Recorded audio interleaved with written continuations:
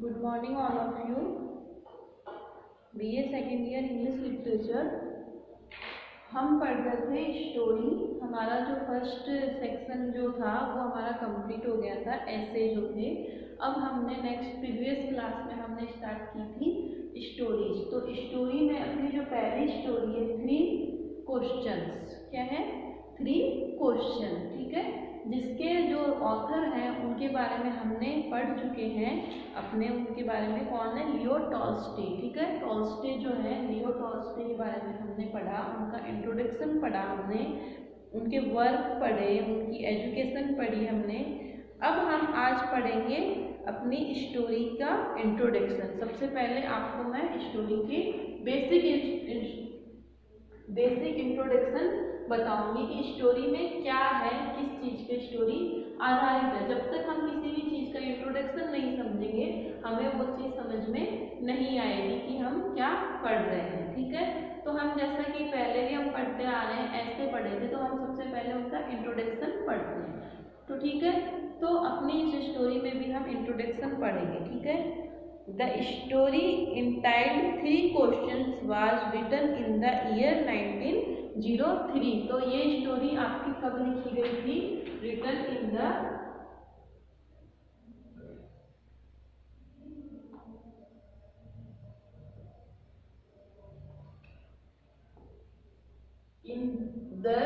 Zero 1903, ठीक है। It is one of the stories Tolstoy contributed in aid of the Jews left destitute after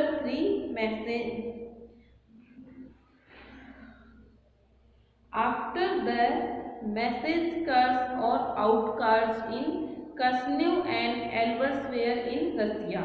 तो क्या कहा जा रहा है कि ये कहानी उन कहानियों में से है जो टॉल्स्टॉय ने किस्नेव तथा रूस के अन्य स्थानों पर हत्याओं के बाद जो बचे हुए यहूदी जो थे, जो अनाथ यहूदी थे, उनके लिए लिखी थी, ठीक है।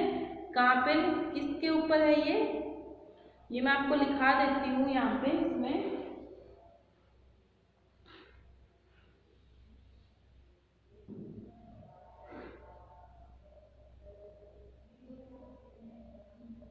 written in 1903, ठीक है। It is one of the story, it is one of the story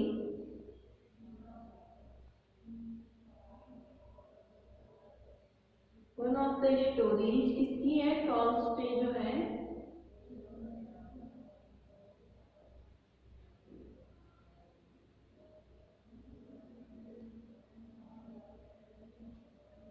the Jews, JEWS,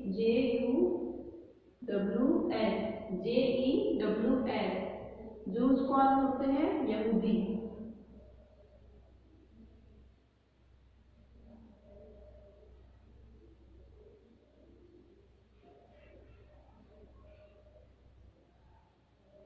अनाथ जो यहूदी थे, ठीक है। After the miscarriage and outrage of Kishinev and elsewhere in Russia, Kishinev और रूस के जो हत्याएं हुई थी उनके बाद में जो बचे हुए जो थे यहूदी, उनके ऊपर लिखी गई है। The Jews left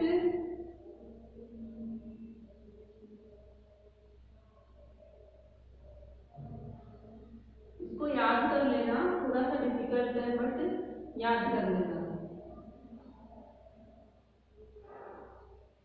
after the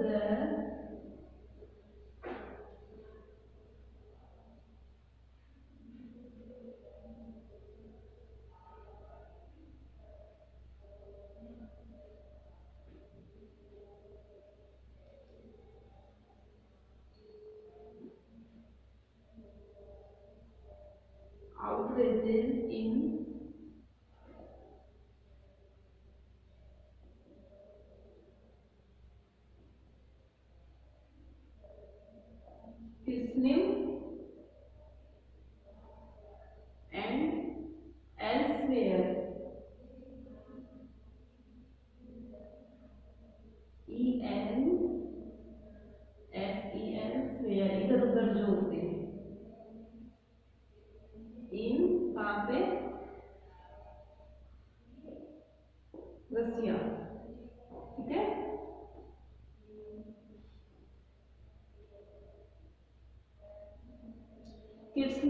place का नाम है, ठीक है।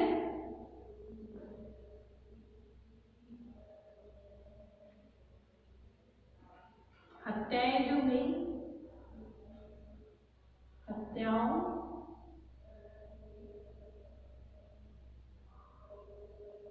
के बाद, ठीक है। तो क्या कहा जा रहा है, आपको सीधी सी लैंग्वेज में समझा देती हूँ, इतना डिफिकल्ट आपको शायद नहीं समझ में आ रहा होगा। तो ये जो स्टोरी है वो जो रसिया में, रूस में जो किर्सनेव नाम की जो एक प्लेस है, मान लो कोई जगह है, वहाँ पे क्या हुआ, वहाँ पे लड़ाई दंगे हुए, वहाँ पे मारकाट शुरू हुई, वहाँ पे हत्याएं शुरू होने लग गई।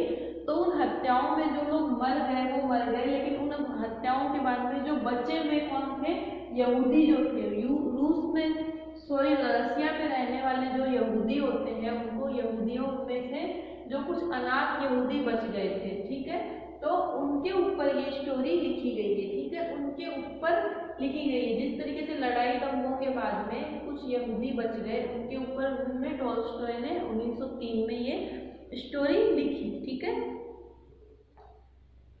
These outraged, possibly primitive and yet more terrible Jewish miscarriage of 1905 that shook Tolstoy to every core, ठीक है। तो क्या कहा जा रहा है कि ये जो हत्याएं हुई शायद 1905 में यहूदियों की भी इससे भी विभत्स हत्याओं का कारण बनी, ठीक है।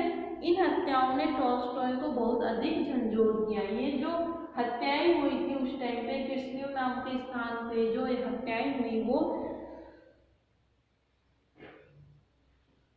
इन हत्याओं के बाद में जो बच गए यहूदी, कौन, जो लेफ्ट ज्यूज थे, जो लेफ्ट बचे हुए जो यहूदी थे, उनकी भी इनसे भी खतरनाक हत्याएं हुई। वो कब हुई थी, 1905 में, ठीक है। जो हुआ 1905 में, मतलब कि जो चीज, ये हत्याएं होने के बाद में जो बचे हुए यहूदी थे उनकी जो हत्या की गई, उनका जो मर्डर किया गया, वो उससे, इससे भी ज्यादा मतलब खतरनाक था। इसलिए जो वो चीज उस टाइम पे घटी, उस टाइम से वो क्या हुआ, उनको, टॉल्स्टॉय बहुत ज्यादा प्रभावित हो गए, बहुत ज्यादा दुखी हो गए, उनको बहुत ज्यादा उससे वो झटका लग गया उनको, ठीक है। तो आगे क्या है, कहानी का जो शुरुआत होती है, ये तो क्या था, इसका बैकग्राउंड था, ये कहानी का बैकग्राउंड था कि टॉल्स्टॉय ने ये कहानी कब लिखी, किस वजह से लिखी, कि लिखने का कारण क्या था, ठीक है। अब हम कहानी की शुरुआत करते हैं। एक राजा होता है, ठीक है। A king had a great desire to be perfect in his work. एक राजा की बहुत इच्छा थी कि वह अपने काम में निपुण बने, अपने काम में बिल्कुल परफेक्ट बने, ठीक है। He thought he could be successful if they knew the answer of the following 3 questions. उसने सोचा कि यदि वह नीचे जो 3 क्वेश्चन दिए हुए हैं उनका अगर वो आंसर ढूंढ लेता है तो अपने उद्देश्य में क्या सफल हो जाएगा, ठीक है। जो 3 क्वेश्चन थे वो कौन से थे, मैं आपको बता रही हूँ। What is the right time for every action?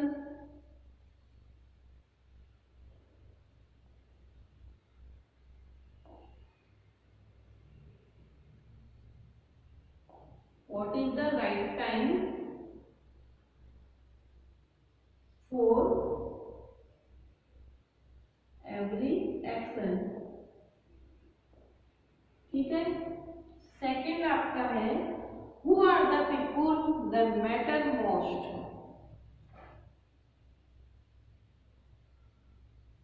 Who are the people that matter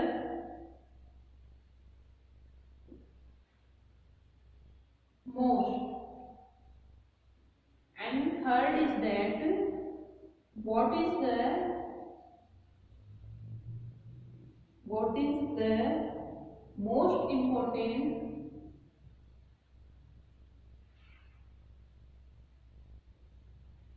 is the most important thing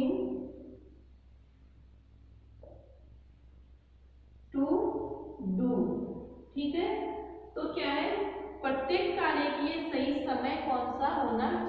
क्या है इसका? प्रत्येक कार्य का सही समय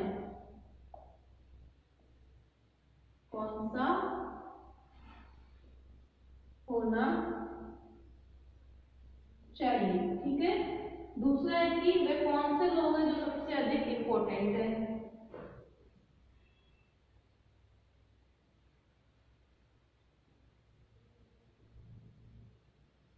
लोग हैं जो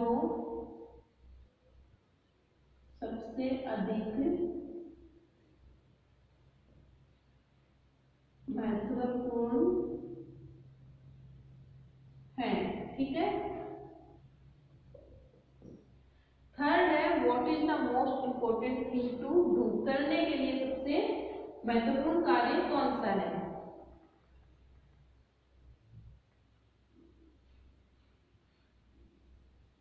महत्वपूर्ण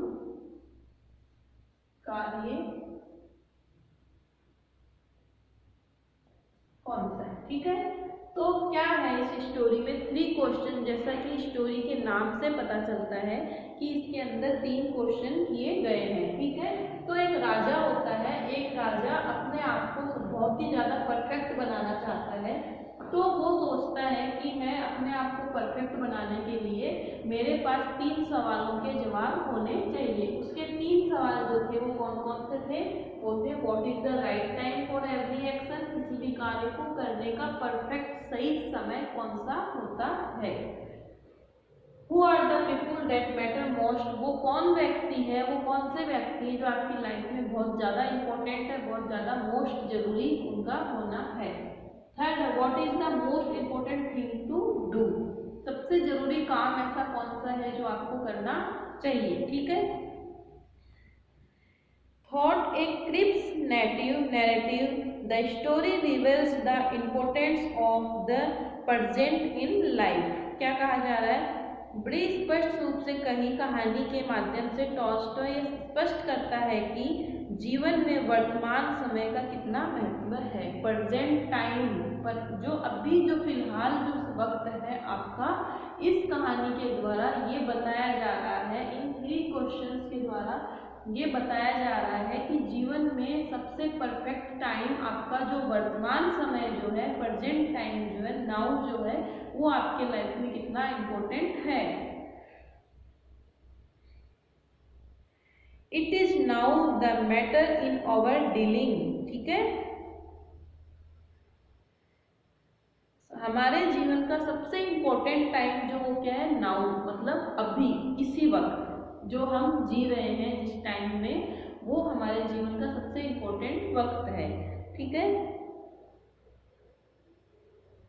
for the past is irretrievably gone and the future is still hidden. क्या कहा जा रहा है कि जो पास्ट जो आपका, वर्तमान जो भविष्य और भूत, भविष्य और वर्तमान, 3 वक्त जो आपकी लाइफ के होते हैं, उनमें से सबसे इम्पोर्टेंट जो है वो है प्रेजेंट टाइम। एंड जो बीत चुका है आपकी लाइफ का, जो जा चुका है जो समय, उसके बारे में हम सोच के कुछ भी नहीं कर सकते। ठीक है, वो समाप्त हो चुका है, वो आपकी लाइफ का जा चुका है। लाइक अब जैसे आप 2nd ईयर में हो तो आप ये नहीं सोच सकते, आप ये नहीं कर सकते कि मैं 12th में जाके फिर से अच्छे परसेंटेज बना लूँ, क्योंकि वो समय जा चुका है आपकी लाइफ का।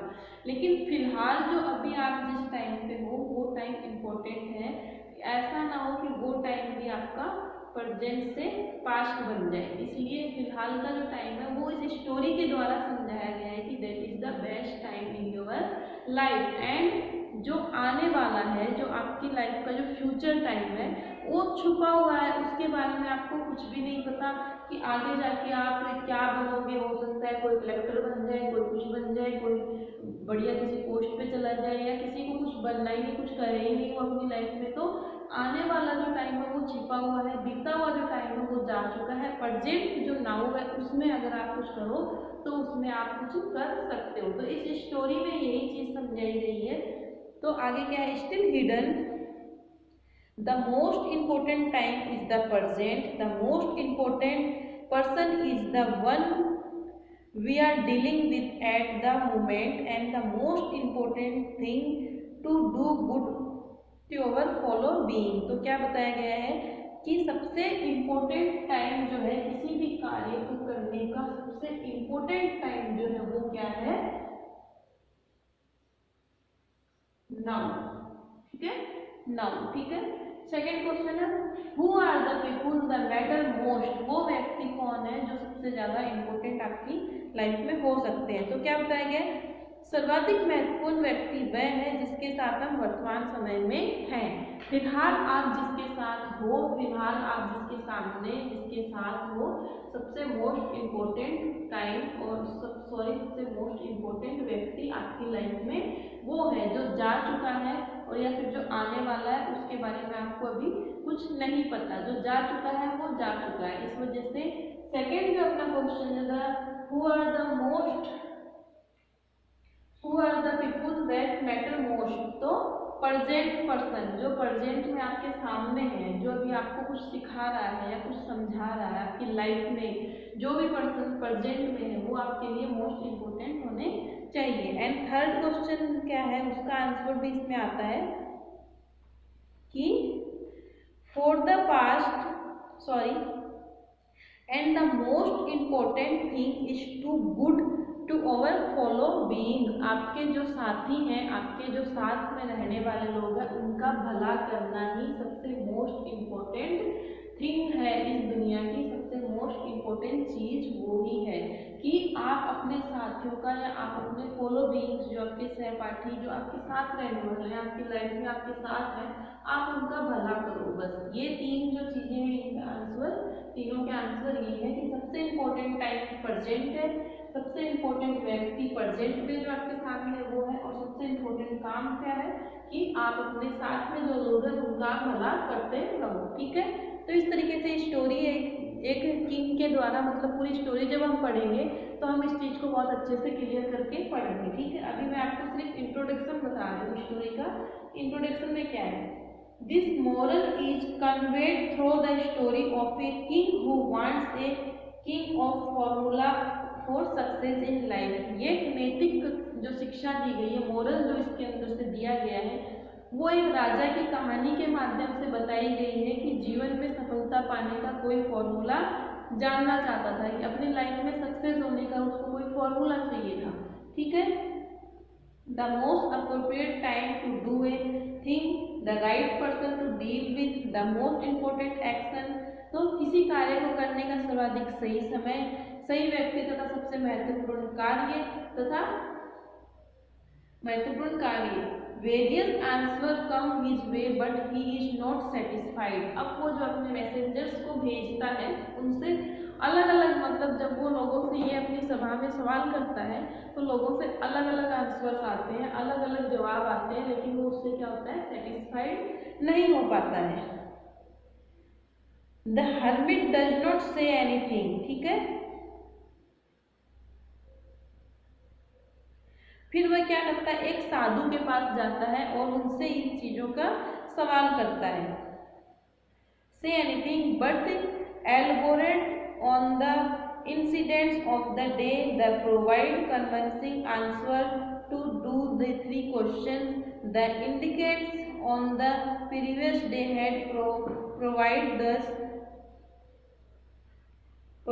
दैट। ठीक है, फिर क्या होता है कि वो एक साधु के पास इन सवालों के उत्तर पता करने के लिए जाता है, लेकिन साधु उनके प्रश्नों का कोई सीधा उत्तर नहीं देता है। जो हर्मिट जो होता है वो उसके सवालों का सीधा सा कोई जवाब नहीं देता है। ठीक है, पर वह उसके साथ घटी घटनाओं का विस्तार से विश्लेषण करता है। फिर वो उसको पूछता है कि आपके साथ क्या हुआ, कैसे हुआ, यहाँ तक क्यों आए, और उसके जो रास्ते में जो घटनाएं घटी होती है उनके ऊपर वो बातचीत करते हैं। ठीक है, जिससे राजा को क्या होता है, सही उत्तर प्राप्त, अपने आप ही उसको सही उत्तर प्राप्त हो जाते हैं। पिछले दिन घटी घटनाओं का सिद्ध कर दिया जाता है। फिर उस तरीके से जो घटनाएं घटती है वो स्टोरी में पढ़ेंगे तो उनको जवाब मिल के आ जाता है। Now is the most important time, फिलहाल का जो समय है वो ही सबसे इम्पोर्टेंट समय है। ठीक है, दूसरा था the most important man is with whom you are। सबसे इम्पोर्टेंट व्यक्ति वो है जिसके साथ अभी आप फिलहाल हो। The most important thing is to do him good, सबसे इम्पोर्टेंट काम वो है अपनों का भला करना। The union of a great moral conventions, the realistic details and imaginative vision combine the make Leo Tolstoy one of the great European writers। European writers जो थे उन्होंने इस कहानी के द्वारा इन चीज़ों को एक ग्रेट मोरल के द्वारा उन चीज़ों को बाहर निकाल के आप लोगों को बताया है कि और डील करी है, और इमेंस इनगेटिव विजन अपने जो तरीकों के द्वारा अपने जो कहानी की एक सुंदर लिखावट के द्वारा इन चीज़ों को उन्होंने क्लियर करी है आपके द्वारा। तो आगे हम समरी ऑफ द स्टोरी जब हम पढ़ेंगे तो समरी में हम इसको डिटेल से पढ़ेंगे कि पूरी कहानी के अंदर किस तरीके से लियो टॉल्स्टॉय ने इस कहानी को पूरे को आपके सामने रखा है। तो इसमें आपके सामने समझ में आई कि कहानी की शुरुआत कहाँ हुई थी, कहानी कब लिखी गई थी। कहानी तब लिखी गई थी ये जब 1903 से 1905 के बीच में जो दंगे हो रहे थे वहाँ पे रसिया में, रूस के अंदर, रसिया के अंदर जब वहाँ पे लड़ाई दंगे हो रहे थे तो यहूदियों को मारा जा रहा था। तो उनमें से कुछ यहूदी बच जाते हैं और वो जो बचे हुए यहूदी होते हैं उनको 1905 में और भी बुरी तरीके से मार दिया जाता है। ठीक है, तो वो जो उस टाइम पे जो घटनाएं घट रही थी उन घटनाओं से लियो टॉल्स्टॉय जो है वो क्या होते हैं, बहुत ज़्यादा प्रभावित हो जाते हैं, बहुत ज़्यादा दुखी हो जाते हैं। तो उस टाइम पे ये स्टोरी लिखी थी उन्होंने, और स्टोरी के बेस किस पे आधारित है, एक राजा के ऊपर है। ठीक है, एक राजा होता है वो अपनी लाइफ में सक्सेसफुल होने के लिए सबसे ज़्यादा मतलब अपने आप को बहुत ज़्यादा परफेक्ट बनाने के लिए सोचता है कि मैं ऐसा क्या करूं कि मैं बहुत ज़्यादा परफेक्ट हो जाऊँ। तो उसके दिमाग में 3 सवाल आते हैं। 3 सवाल आपको मैं बता चुकी हूँ कौन कौन से आते हैं। अब उन 3 सवालों का वो जवाब ढूंढने के लिए अपनी सभा में लोगों से सवाल करता है। तो उसके पास अलग अलग रेस्पॉन्स आते हैं जिससे वो क्या होता है, सेटिस्फाइड नहीं होता। सेटिस्फाइड नहीं होने की वजह से वो क्या करता है, एक साधु के पास जाता है, एक हरमिट के पास। ठीक है, साधु के पास जाता है तो साधु उसको सीधे से जवाब नहीं देता, वो उसको वेट करवाता है। ठीक है, उसके बाद में वो घटनाओं के बारे में बात करता है कि आपके साथ क्या हुआ, कैसे हुआ, कब हुआ।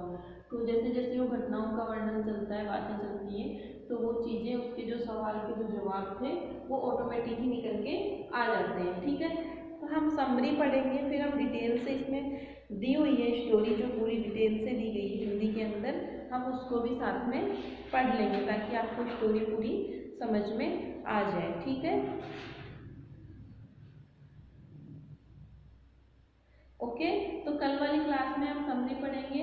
इससे पहले आपका जो यूनिट ए है, जो ऐसे हैं, 4 ऐसे हैं, वो चारों आपने नोट्स बना के अपनी अपनी PDF मेरे को सेंड कर देना। सेकेंड ईयर के बच्चों को मैं बार बार बोल रही हूँ, कुछ बच्चों के आ गए हैं और कुछ बच्चों के नहीं आ रहे हैं। तो फिर से कह रही हूँ कि ऑनलाइन क्लास में जो पढ़ाया जा रहा है वो ऑफलाइन क्लास में बहुत कम समझाया जाएगा, बहुत ही, इसलिए आपको अब भी अच्छे से समझ लेना बहुत ज़्यादा ज़रूरी है क्योंकि कोर्स आपका वही है, कोर्स में कोई भी कमी नहीं की गई है, कोर्स में वही चीज़ें आ रही हैं, बस आप लेट होते जा रहे हो क्योंकि नवंबर का महीना आ चुका है, नवंबर चल रहा है। तो बढ़िया है कि आप तुरंत की तुरंत इन चीज़ों को क्लियर करते रहो और तुरंत की तुरंत आप उनके नोट्स भी बनाते रहो। ठीक है, ओके।